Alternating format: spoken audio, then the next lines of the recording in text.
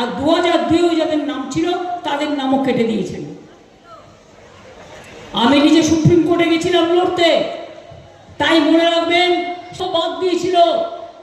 তার আগে 58 লক্ষ বাদ দিয়েছে, 1,20,00,000।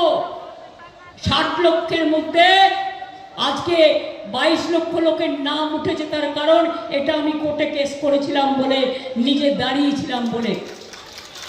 42 লক্ষের মধ্যে 18 লক্ষ এখনো বাদ আছে।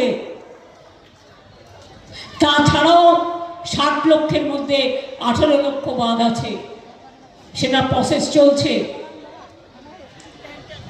আমি সমস্ত সংগঠনকে অনুরোধ করব, শুধু মেঘের মতো ভেসে থাকলে চলবে না।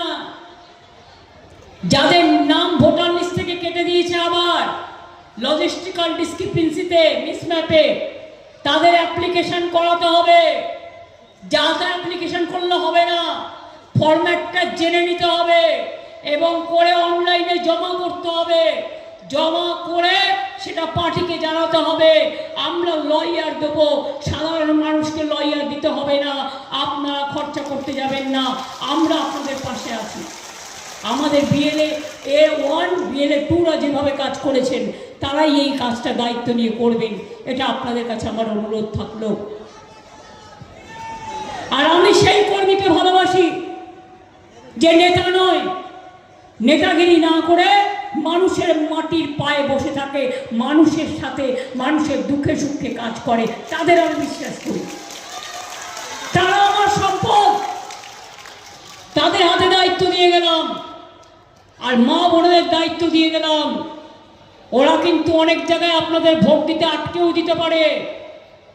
আবার বলেছে যেখানে তৃণমূলের যে তার সংগঠনের নাম তো কেটেছেই, দেখে দেখে উকুন বেঁচেছে, ওই উকুন বাঁচতে বাঁচতে মাথায় এত উকুন হয়ে যাবে না যে পুরো মাথায় টাকরা হয়ে যাবে,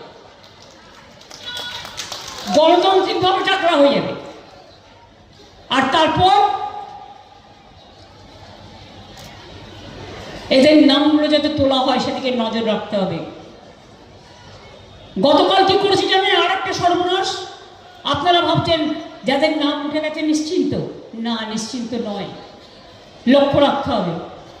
গতকাল 30,000 নাম ঢুকিয়েছে আলাদা, আর অনেক ভোটারের নামে অবজেকশনও দিয়েছে।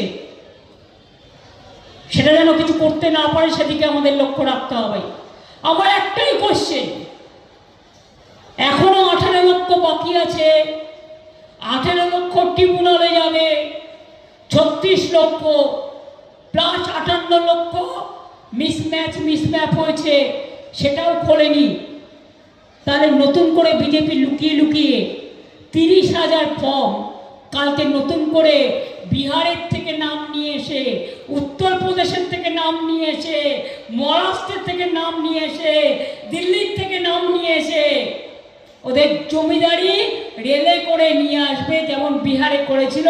ওরা ধরতে পারেনি, কি করে ধরবে? বাংলায় আমরা ইঞ্চিতে ইঞ্চিতে লড়াই করি, তাই ধরতে পারি। ওরা ধরতে পারে না, কারণ ওরা জানে না এরা যে কি কি করতে পারে। আমাদের সাথে কেন কিছু করতে পারে না জানেন? আমরা ইঞ্চিতে ইঞ্চিতে লড়াই করি এবং লড়তে জানি।